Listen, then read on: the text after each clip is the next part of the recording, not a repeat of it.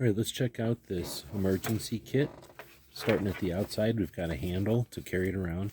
We've also got MOLLE attachments on the back here, so it can be threaded through on a lot of different MOLLE setups.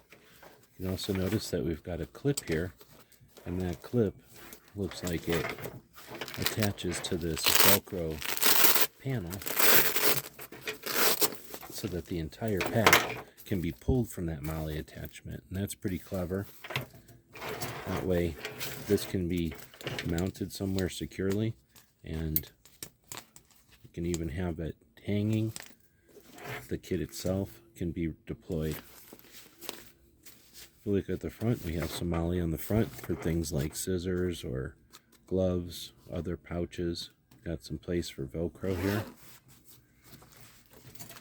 Let's go ahead and open up the top strap and unzip the kit. Take a look at what we've got. We start out with a full SAM splint, some emergency shears, swabs, an emergency knife, behind some Velcro, we have a large emergency bandage, 6-inch, some gauze.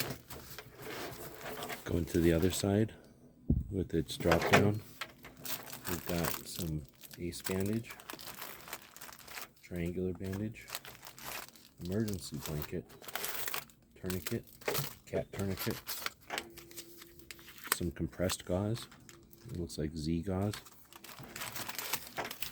large absorbent pad. Then in this pouch, which is attached, we have a couple of rolls of emergency tape, and then we have the face shield.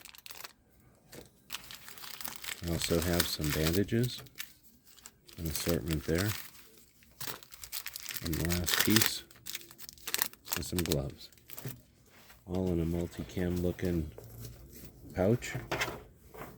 Hope this helps.